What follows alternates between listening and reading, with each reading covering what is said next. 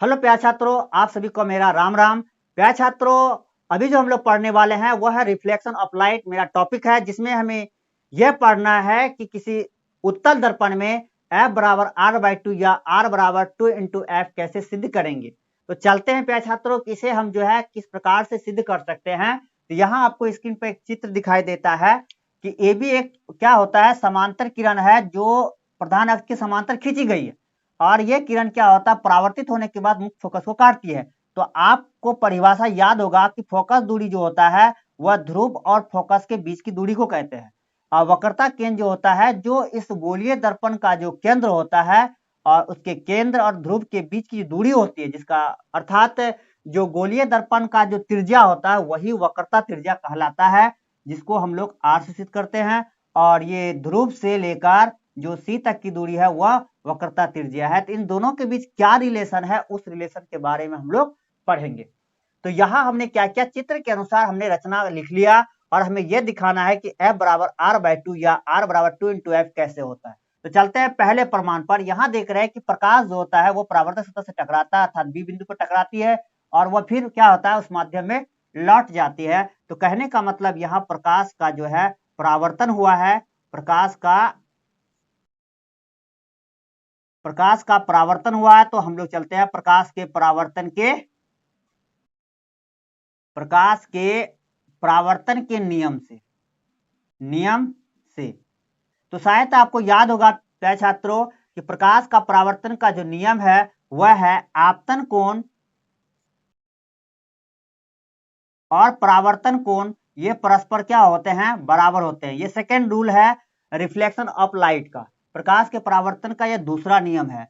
तो प्यारे छात्रों यहाँ देखते हैं कोण I जो है मेरा कोण R के बराबर हो जाता है। अगर हम क्या करें, परावर्तित किरण को जैसे यहाँ B लिखे हैं C इसको हम D मान लेते हैं या इसको हम लोग D दिखा देते हैं तो बहुत अच्छा हो जाएगा कोण को लिखने के लिए, ठीक है। और इसको हम लोग मान लेते हैं N मतलब नॉर्मल अभिलंब, ठीक है। तो यहाँ देखते हैं कोण I जो है मेरा वह A B और N है। कोण A B N बराबर है मेरा ये कोण, इसको हम लोग कहते हैं NBD या DBN, ठीक है। इसको मान लीजिए समीकरण 1, ठीक है। अब देखिए प्यारे छात्रों यहाँ जो DF किरण है और NC किरण जो है वह बिंदु F पर क्या कर रही है, प्रतिच्छेद कर रहा है। तो याद कीजिए 9th क्लास में एक थ्योरम पढ़े होंगे कि जब दो किरण एक दूसरे को प्रतिच्छेद करता है तो उसके आमने सामने का जो कोण होता है वह बराबर होता है। क्या होता है, बराबर होता है। जिसका मतलब ये कोण अगर R है तो ये कोण भी क्या होगा, R होगा, है ना। चूंकि किरण DF एवं और कौन सा NC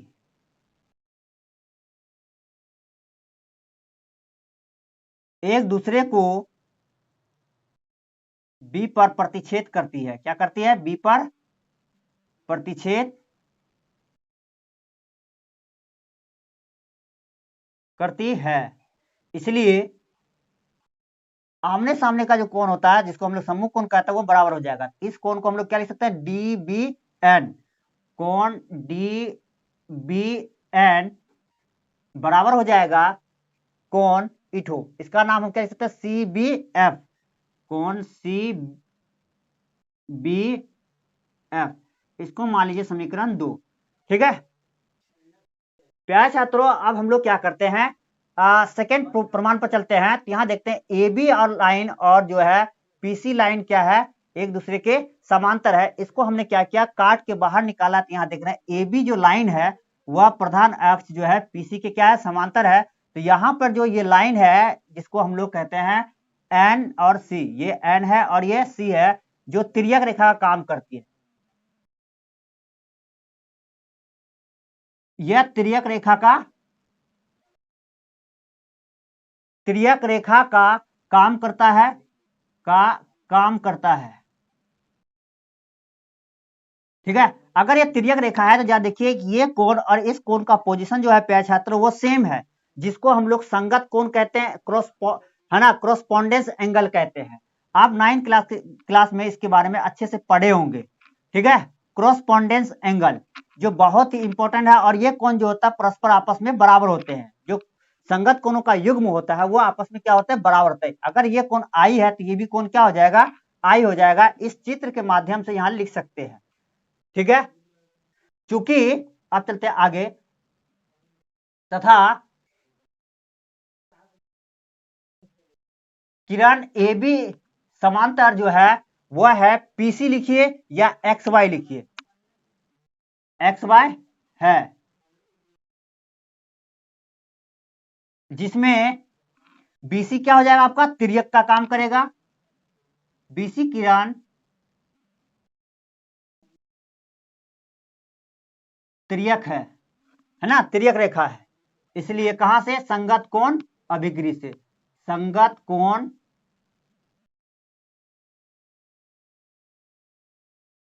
अभिग्रित से। तो ये कोण जो है प्यारे छात्रों, ये कोण और ये कोण क्या हो जाएगा, बराबर हो जाएगा। इस कोण का नाम A B N,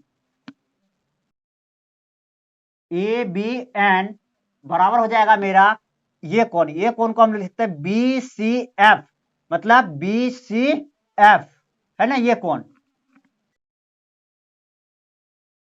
B C F, इसको हम लोग मान लेते हैं तीसरा। ठीक है,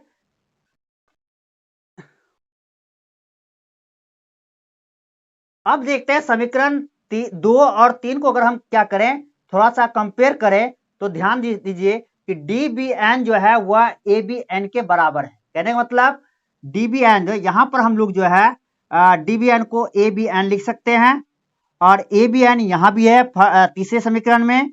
तो इसका मतलब ये होगा समीकरण 2 और 3, समीकरण 1, 2 और 3 तीनों ले लीजिए। ठीक है, समीकरण 1, 2 तथा 3 से अगर समीकरण 1, 2 और 3 को देखेंगे प्यारे छात्रों, तो सी बी एफ और बी सी एफ क्या है, आपस में बराबर है।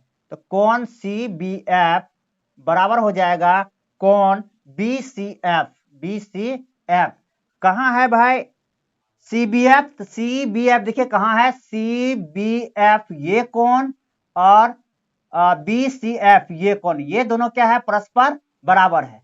तो आप याद कीजिए जैसा, तो यहां जो है ये एक त्रिभुज का काम करती है। देखिए बी सी एफ जो है एक त्रिभुज का काम करती है ना। तो त्रिभुज में दो कोण क्या हो गया, बराबर हो गया। इसलिए त्रिभुज बी सी एफ एक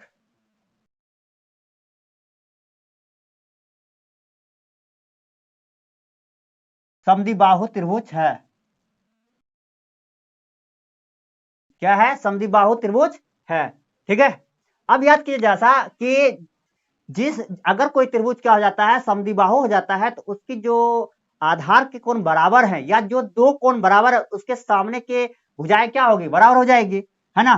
तो इसलिए त्रिभुज के क्या गुण से, त्रिभुज के गुण से, तो यहां जो इस कोण और इस ये जो कोण बराबर है, जो दो कोण बराबर है इस त्रिभुज का, तो उसके सामने कौन सी भुजा है, तो बी कोण के सामने है सी एफ भुजा, ये भुजा, और सी कोण के सामने है बी एफ भुजा, ये भुजा। ठीक है, ये दोनों आपस में क्या हो जाएगा, बराबर हो जाएगा। त्रिभुज के गुण से हो जाएगा बी एफ बराबर हो जाएगा सी एफ या एफ सी, बी एफ बराबर हो जाएगा एफ सी लिखिए या सी एफ लिखिए। ठीक है, समझ गए होंगे। जरा गौर से देखिए कि ये कोण जो है प्यारे छात्रों, मैं फिर से बता रहा हूं कि ये कोण और ये कोण क्या है, परस्पर बराबर है। और तब बी सी एफ जो है वो क्या हो जाएगा, समद्विबाहु त्रिभुज हो जाएगा। तो जिस त्रिभुज के दो कोण बराबर होते हैं उसको समद्विबाहु त्रिभुज कहते हैं। तो और जो दो कोण बराबर होते हैं उसके सामने वाली जो भुजा होती है वो परस्पर बराबर होते हैं। इस कोण के सामने ये भुजा, इस कोण के सामने ये दोनों बराबर हो जाएंगे, है ना। अब जब बराबर हो गए तो अब देखिए जैसा कि बी एफ और सी एफ क्या हो गया, बराबर हो गया। ठीक, अब आगे चलते हैं हम लोग। चूंकि यदि क्या करें, ये जो दर्पण का जो द्वारक है, ये जो दर्पण का जो द्वारक है जहां प्रकाश क्या होता है, परावर्तित होता है, क्या हो जाए, छोटा हो जाए, क्या हो जाए, छोटा हो जाए। थोड़ा हम इसको क्या करते हैं, हटा देते हैं, इसकी हमें अब जरूरत नहीं है। यदि दर्पण Mn का द्वारक, यदि दर्पण का द्वारक अत्यधिक छोटा हो तो बिंदु B जो है आपका वो क्या हो जाएगा, P के करीब हो जाएगा ना। बिंदु B जो है बिंदु P के काफी करीब होगा, है ना। प्यारे छात्रों, यदि दर्पण Mn का द्वारक क्या हो जाए, अत्यधिक छोटा हो जाए, तो बिंदु B जो है बिंदु P के काफी करीब होगा। कहने का मतलब ये हो गया, ये जो बिंदु P है वह P के काफी करीब हो जाएगा, तो BF जो लाइन है, BF वो लाइन जो है धीरे धीरे क्या हो जाएगा, PF लाइन बन जाएगा। क्या हो जाएगा, ये जो BF लाइन दिख रहा है आपको, ये जो लाइन दिख रहा है BF, और ये जो PF लाइन है, ये लाइन जो है धीरे धीरे क्या बन जाएगा, PF बन जाएगा। तो हम लिख सकते हैं BF बराबर PF, ठीक है। तो प्यारे छात्रों, अब आगे देखते हैं हम लोग कि क्या कर सकते हैं।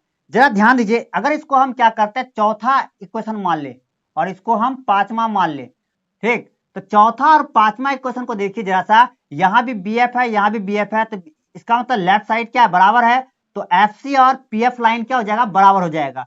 तो समीकरण 4 एंड समीकरण 5 से जो है आपको FC बराबर क्या हो जाएगा, PF मिल जाएगा, ठीक है। FC बराबर PF का मतलब ये हो गया, चलते हैं PC, है ना। P और C लाइन को खींचिए जरा सा, P और C, इसके बीच में एक बिंदु है जिसको हम लोग फोकस करते हैं, F है। अब देखिए ध्यान से कि FC, F कहाँ है, FC ये खंड, और PF मतलब P से F ये खंड, ये दोनों क्या बराबर है। अर्थात ये जो F बिंदु है वो क्या है, PC का मध्य बिंदु है।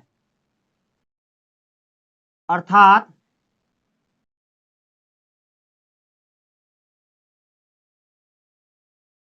बिंदु F जो है PC का मध्य बिंदु मतलब मिड पॉइंट है। क्या है, मध्य बिंदु है, ठीक है। अगर मध्य बिंदु है तो प्यारे छात्रों हम क्या लिख सकते हैं, तो PF बराबर लिख सकते हैं, PF बराबर हम लोग लिख सकते हैं क्या, PF बराबर हम लोग लिख सकते हैं PC का आधा। क्या लिख सकते हैं, PC का आधा, या कोई भी टुकड़ा ले लीजिए, PC का जो है कोई भी टुकड़ा लीजिए, PF लीजिए या तो FC लीजिए। मतलब PF बराबर हो जाएगा, FC बराबर हो जाएगा PC बटे 2, ठीक है। तो यहां से देखिए कि P से F तक की जो दूरी होता है वह F होता है, और ये दाएं साइड है, तो इसका मतलब ये दूरी क्या हो जाएगा, पॉजिटिव होगा, है ना। आप जो है चिन्ह परिपाटी के नियम पढ़े होंगे कि ध्रुव से दाईं ओर की दूरी होता है वो प्लस होता है, तो इसका मतलब ये हो गया कि ये F प्लस है, और PC जो है मेरा वो क्या है, वक्रता त्रिज्या है, यहां से लेकर यहां तक की दूरी है वो क्या है, मेरा PC R है। या नहीं तो आप देख लीजिए चिन्ह परिपाटी से,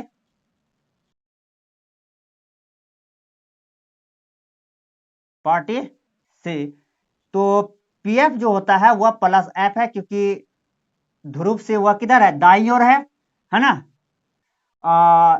PC जो है वो भी क्या है, दाईं ओर है, और PC क्या है, प्लस R है। यहां पे दोनों का वैल्यू क्या करते हैं, अगर रखते हैं तो आपको मिलेगा प्लस F बराबर प्लस R बटे 2। तो इसको हम लोग लिख सकते हैं F बराबर R बाय 2। यहां देखिए प्यारे छात्रों, आपको जो है F बराबर R बाय 2 मिल गया, तो आप इसको क्या लिख सकते हैं, R बराबर 2 इंटू F, है ना। अगर क्रॉस मल्टीप्लीकेशन करते हैं इसके नीचे कुछ नहीं होगा, एक होगा, 1 गुना R बराबर R, 2 गुना F क्या हो जाएगा, 2 इंटू F। इसका मतलब चाहे अवतल दर्पण हो चाहे गोलीय दर्पण हो, उत्तल दर्पण हो, है ना, दोनों दर्पण में जो है F बराबर R बाय 2 ही होगा, है ना। तो इस प्रकार से छात्रों जो है आपका उत्तल दर्पण में F बराबर R बाय 2 और या R बराबर 2 इंटू एफ क्या होता है, सिद्ध हो जाता है।